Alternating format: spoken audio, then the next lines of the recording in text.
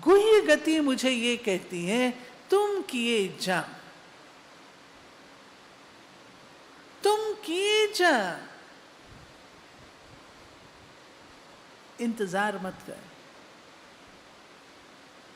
आपको मैं एक सच्ची घटना सुनाती। हमारे एक भाई हैं, पाकिस्तान में सेंटर खुला ना, तो वहां पर आते थे, यहाँ आए थे तो उन्होंने घटना सुनाई। आत्माराम, उनको अचानक, बिजनेसमैन, अच्छे बिजनेसमैन है, अचानक उनको गाड़ी रोक के किसी ने 6 गोलियां मार दी। सुनिए ये कहानी, नहीं, ये सच्ची घटना है। 6 गोलियां मार दी, 3 उनको लगी, 3 चली गई। खून निकला, खुद ड्राइव करके हॉस्पिटल गए, इलाज कराया, घर आ गए। पुलिस आई कि कंप्लेन, उन्होंने कहा मैं कंप्लेन नहीं करना चाहता। कहा लेकिन हमें तो अपना काम करना है, इन्वेस्टिगेट करना है, तो हम तो करेंगे। कहा ठीक है। उन्होंने, पुलिस ने अपनी कार्यवाही की। जब वो ठीक हो गए और पुलिस फिर से आई, एक दिन कहते मैं नाश्ता कर रहा था और नाश्ता करते हुए मुझे उस घटना की याद आ गई, और उसी दिन शाम को वो पुलिस आई और पुलिस कुछ फोटोज लेके आई। इनमें से कौन है उसे आप पहचान लीजिए। उसने कहा मैंने तो मन से निकाल दिया, खत्म हो गया और मैं इसमें नहीं जाना चाहता। कहते नहीं, आपको ये बताना होगा। तो एक व्यक्ति को उन्होंने पहचाना, एक कहा मेरी इंट्यूशन गलत नहीं हो सकती, 100% यही व्यक्ति है। ठीक है, पुलिस ने कहा हम उनके पास जाएंगे, जाएंगे। आत्माराम जी बोले आप नहीं जाएंगे, पहले मैं जाऊंगा। कहा उसने आपको गोली मारी और मार देगा, मैं अकेला नहीं जाऊंगा, अपने बेटे को लेके जाऊंगा। लेकर के गए। जब उसके घर पहुंचे, वो घर में ही था, लेकिन उसने बाहर निकलना सही नहीं समझा, वो नहीं निकला। उसके माता पिता से मिलते रहे, माता पिता से मिले, उनको कन्विंस किया कि मैं उसको कुछ नहीं कहूँगा, कोई उसके अगेंस्ट नहीं करूँगा, लेकिन मैं उससे मिलना चाहता हूँ। वो व्यक्ति बाहर आया, उन्होंने उससे पूछा कि तुमने मुझे गोली क्यों मारी थी?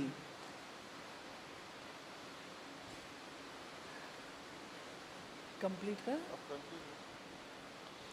तुमने मुझे गोली क्यों मारी थी?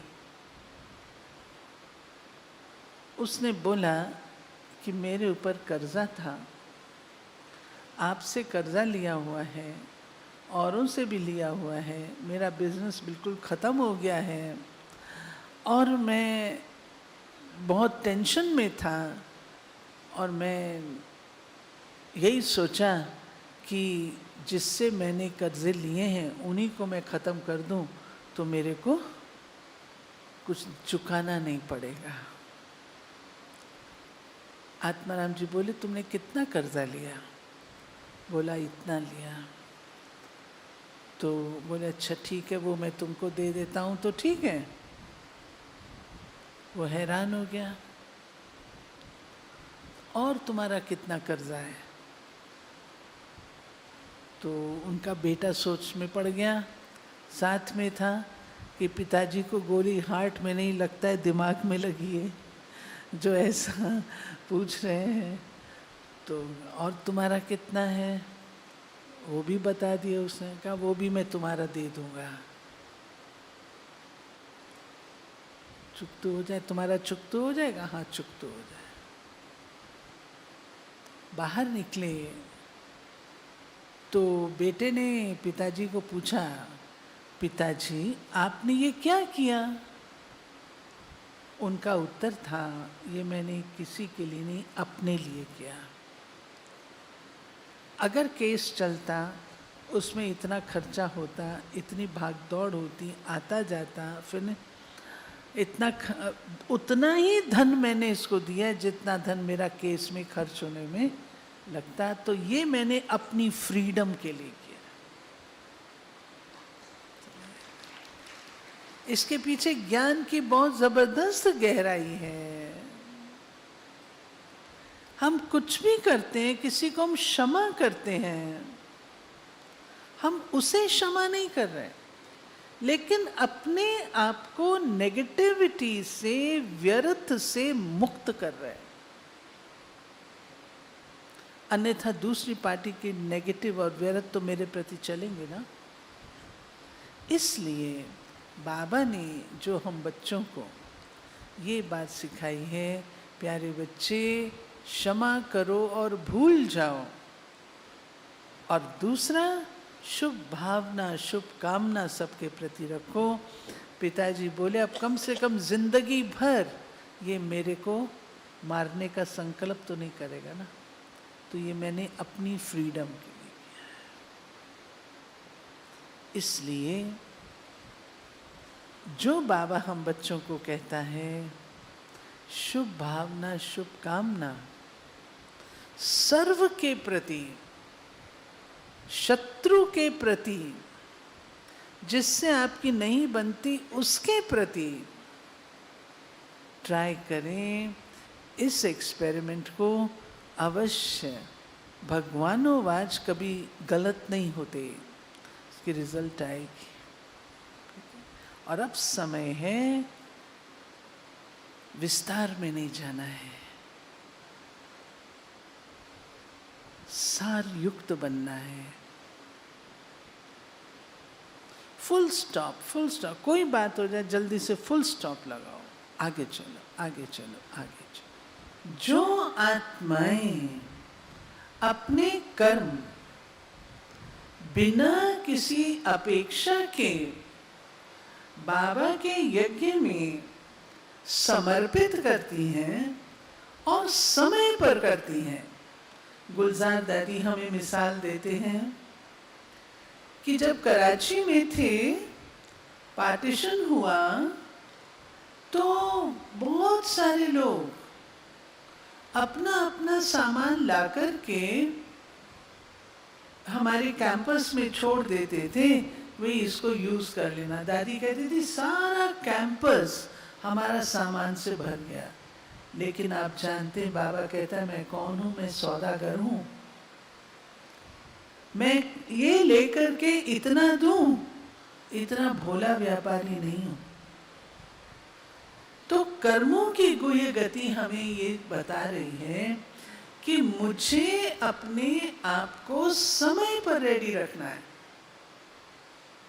जब वक्त निकल गया तो 50 लोग खड़े हो जाएंगे, लेकिन जिस समय जरूरत है उस समय सामने कौन आया उसका महत्व बन जाता है। ठीक है। दूसरी बात, कर्म करो और निष्काम कर्म करो। हमने तो नहीं सोचा था कि बाबा हमें उजूरा देगा, क्या देगा, क्या होगा, तो बच्चा बुद्धि थे। लेकिन बाबा किसी का रखता नहीं है, ये बात हमारी लाइफ में अंडरलाइन होनी चाहिए। बाबा को दिया गया सहयोग, किसी भी प्रकार का कोई कर्म जो हम बाबा के प्रति करते हैं, बाबा उसका रिटर्न अवश्य देता है।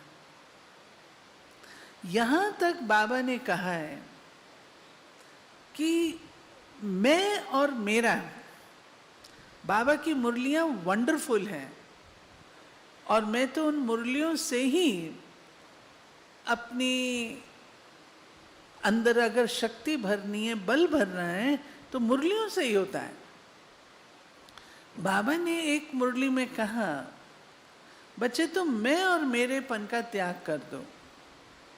सारी प्रॉब्लम नाम मान शान की आती है कि मैंने किया लेकिन मेरा कुछ नाम नहीं लिया गया, मैंने किया कुछ इसका वो नहीं आया। कर्म करो और भूल जाओ। कर्म कई प्रकार के हैं। कुछ कर्म ऐसे होते हैं जो आपने किया और तुरंत आपको उसका रिजल्ट मिलता है। 3 प्रकार के बीज होते हैं। एक बोया और उसका एक ही फल आपको तुरंत मिल जाता है। जैसे गोभी का फूल, पत्ता गोभी का, ये सब हम बोते हैं तो तुरंत हमको एक सीजन में मिल जाते हैं। दूसरा ऐसा होता है बीज जो आप डालते हैं एक, परंतु उससे अनेक प्राप्ति होती है। मटर की फली का बीज डालेंगे, अनेकों, बीन्स आदि आदि। तीसरा होता है जिसको आप डालते हैं, बहुत समय के बाद फलीभूत होता है, परंतु एक का अनेक और सीजन ब सीजन फल देता रहता है, जैसे आम का वृक्ष। इसी रीति से हमारे कर्मों की क्वालिटी है। एक है तुरंत वाहवा ले लेना, मिल भी जाती है। बाबा ने कहा हुआ है कि चाहे इस जन्म में ले लो, चाहे नेक्स्ट में ले लो।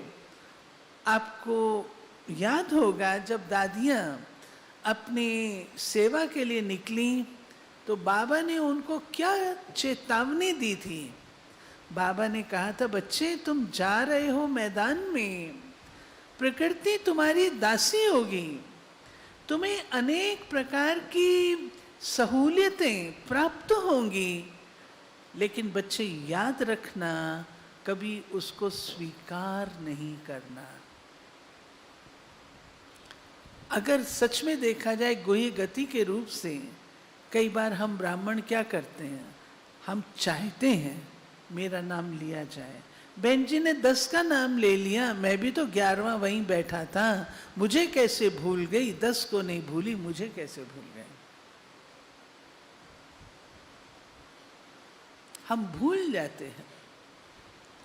इसके विपरीत हमारी सोच में, और ये मैं अपने अनुभव से कह रही हूं, हमारी सोच में अगर ये अंतर आ जाए, बहुत अच्छा हुआ मेरा नाम नहीं लिया गया, अगर मेरा नाम लेते जेलसी पैदा होती, अच्छा हुआ नहीं लिया। ये भी तो एक नजरिया है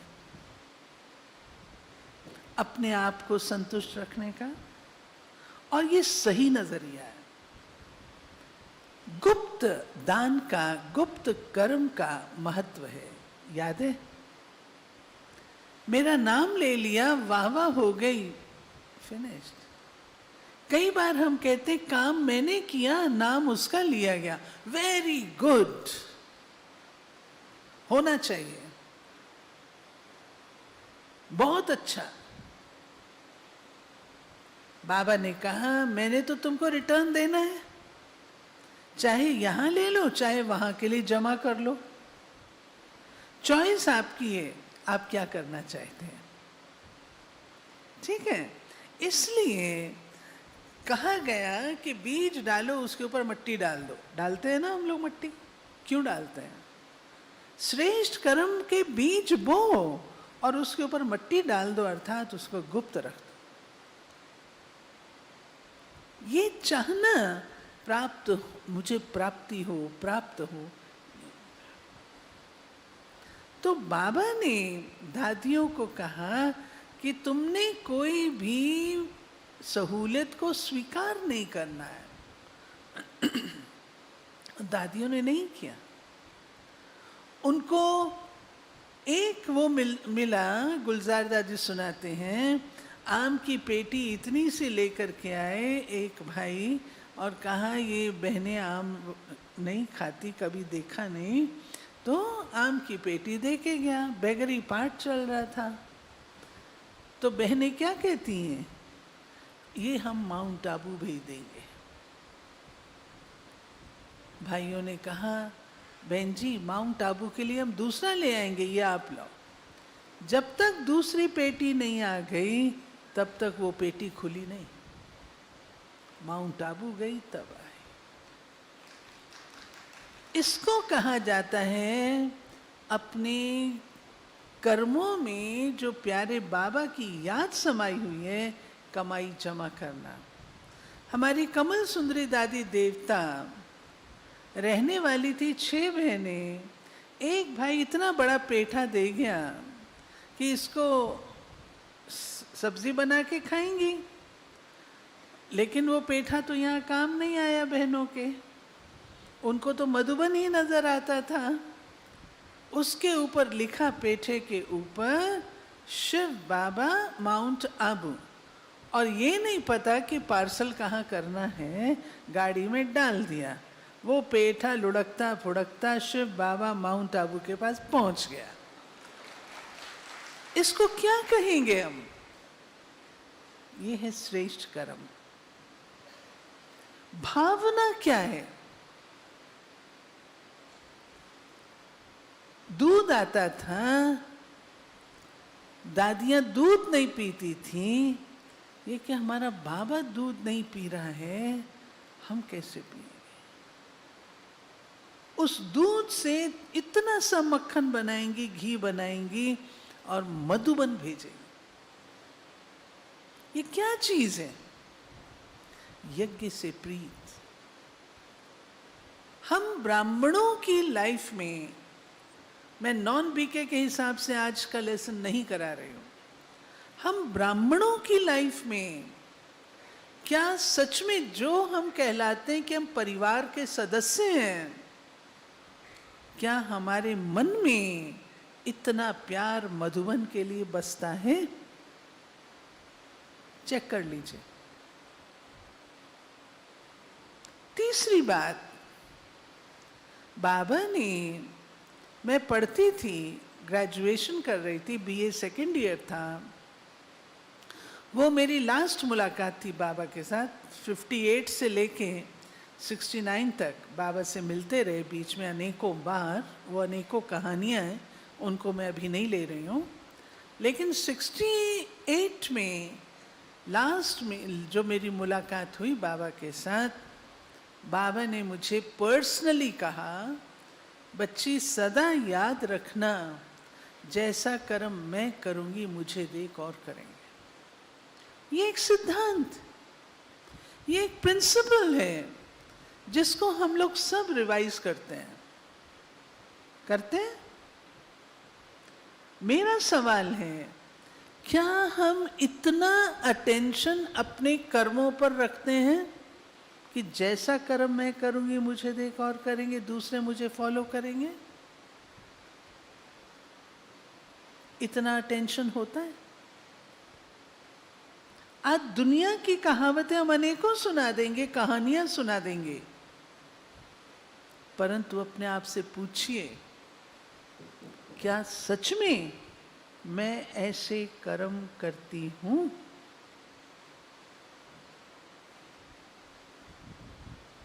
ये है गुह्य गति। आपके जिस कर्म को देखकर अनेकों के अंदर शुभ प्रेरणाएं उत्पन्न हो जाएं, उनका जीवन सुधर जाए, उसको कहते हैं भाग्य जमा करना। अपनी मीठी मम्मा ने कोई दान नहीं किया धन का, लेकिन कर्मों का और गुणों का दान किया, जिसे देखकर अनेक बहनें और माताएं समर्पित हुईं, और उनके समर्पण का शेयर मम्मा को मिला, जो धन की देवी लक्ष्मी के रूप से आज दिन तक पूजी जाती है। कर्म धन है। उस कर्म का उपयोग मैं कैसे कर रही हूं? हम सबके सामने एक नहीं अनेकों लोग हैं, हर सितारे की अपनी दुनिया है, हर सितारे की अपनी दुनिया है। हम सबको देखने वाले अनेक हैं। अपन से हम पूछें, क्या सच में मेरे कर्म ऐसे इंस्पायरिंग हैं? ये चीज आपको अपने कर्मों पर अंकुश रख देगी। अंकुश समझते हैं ना? कंट्रोल। बाबा के जीवन से आप देखिए, वास्तव में कर्म वो हैं जो यादगार बन जाए, कर्म वो हैं जो चरित्र बन जाए, जिसका गायन हो, जिसका पूजन हो। भगवान वाच है, बच्चे तुम्हारे कर्म इतने अलौकिक और रूहानी हो जो तुम्हारे एक एक कर्म की पूजा हो। ये हम चेक करें, क्या सच में मैं उस लेवल तक पहुंची हूं? अभी तो बहुत मार्जिन है। क्या कारण है? ब्रह्मा बाबा विश्व महाराजन बन गए। हम बाबा की कहानियां सुनाते हैं कि बाबा इतना लाइट होकर के रहते थे, सदा लाइट और माइट के कार में रहते थे। जो उनको देखता था गुम हो जाता था, साक्षात्कार हो जाता था। क्या मुझ आत्मा से साक्षात्कार होता है? बहुत दूर की बात है।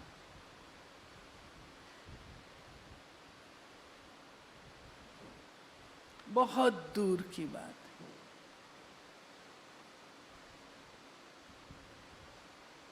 भाग्य जमा करना केवल सेवा से नहीं है, याद रखिएगा।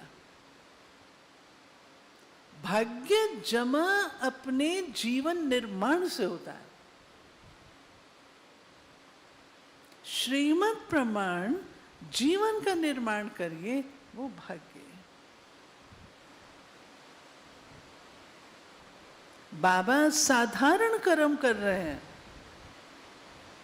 अनाज साफ करने का। ऑफिसर आता है, बाबा की दृष्टि पड़ती है और उसको साक्षात्कार हो जाता है विष्णु का। कैसे? बाबा ने अपने लाइफ में इतना कर्मों में परिवर्तन लाया था, रूहानियत लाई थी, जो बाबा को देखते सार ही विष्णु का, ज्योति बिंदु का साक्षात्कार होता था। साक्षात्कार कोई फोटो नहीं है, साक्षात्कार कोई इंटरव्यू नहीं है। साक्षात्कार वो छाप है जो आत्मा को उसके ओरिजिनल स्वरूप की पहचान करा देती है।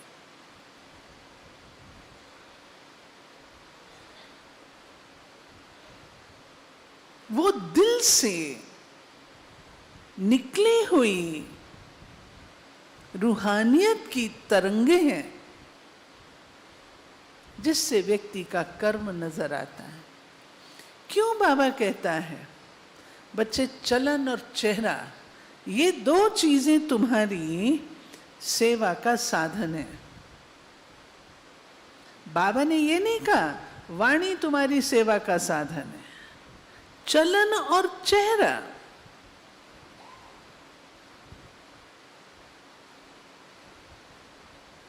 वो कैसा है?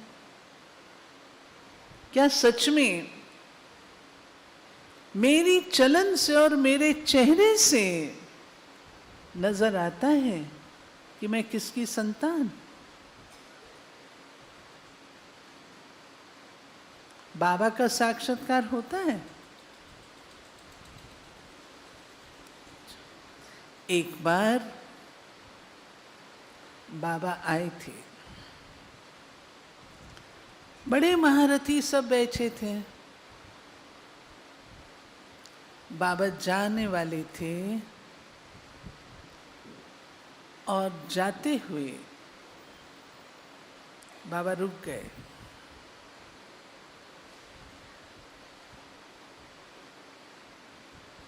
बाबा ने कहा, मैं एक बात कहूं? एक बात कहूं? बाबा कहे, मानेंगे सभी? सभी ने सोचा पता नहीं क्या बात बाबा कहने वाले हैं।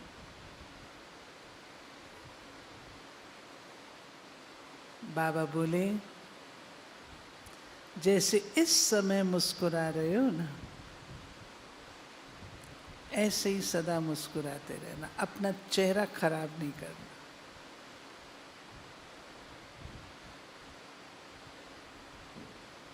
क्यों? Face is the index of mind. आपके चेहरे से सब प्रत्यक्ष हो जाता है। गीत भी गाते हैं ना, असली नकली सब बतला देता है। हाँ, ये चेहरा, गीत भी है ना, सब कुछ प्रत्यक्ष होता है। छोटी सी एक बात मेरे को याद आ रही है दादी मनोहर की। दादी हमें सिखाते थे, भोजन आया सामने, छोटा सा कर्म है जो रोज हम करते हैं। थाली में भोजन आया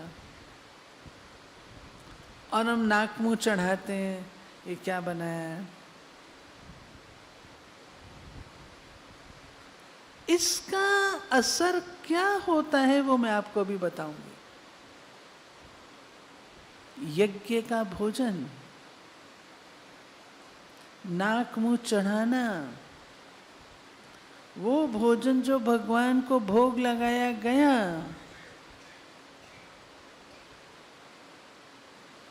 आज एक बहन थी, आज नहीं, एक बहन थी जो जब थाली सामने आए ना तो ऐसा करे। नतीजा ये हुआ, जब उसने शरीर छोड़ा, सबको भूल गया, उसका भोग लगा ही नहीं। भोग ही नहीं। क्यों? उस समय तिरस्कार किया। ये हमें पता नहीं लगता क्या कारण है। कभी अचानक भाई बहन कहते हैं, उदासी आ जाती है, बहन जी किया भी कुछ गलत नहीं है, कुछ ऐसी बात भी नहीं है, लेकिन मन में वो खुशी नहीं है, उदास है। क्या कारण है? कहीं कोई ऐसे किए हुए कर्मों का बोझ है जो उस समय सामने आता है। क्या कारण है? आपको लगता है ये कितना बड़ा भाग्य है इसका, लेकिन अचानक करते करते उससे छूट जाता है। क्या कारण है? यहां पर फिर योग का महत्व आता है। याद से विकर्मों का नाश, ताकि मेरे वर्तमान समय जो मैं कर्म करूं वो सदा पॉजिटिव और मेरे पुण्य के खाते में जमा होते जाएं।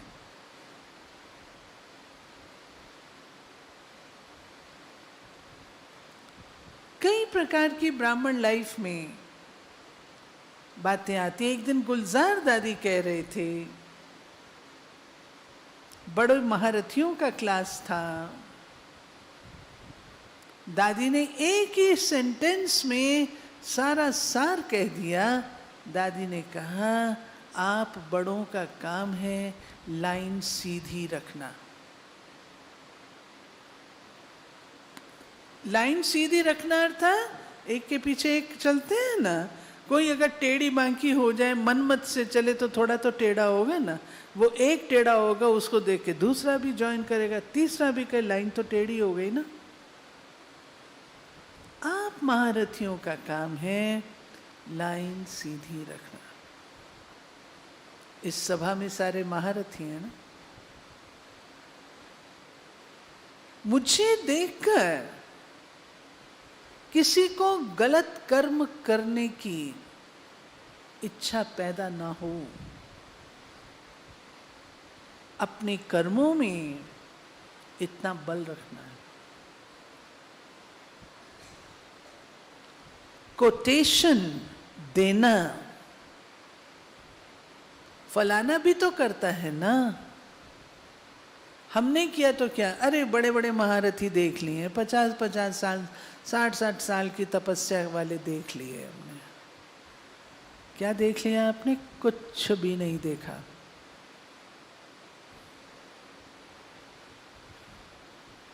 किस मुरली में भगवान ने कहा है कोटेशन दो?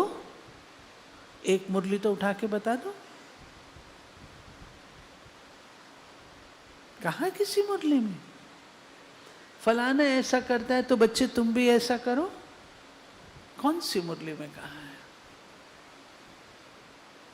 बाबा की बातों को अगर हम जान जाएं, पहचान लें और उसे अपना लें,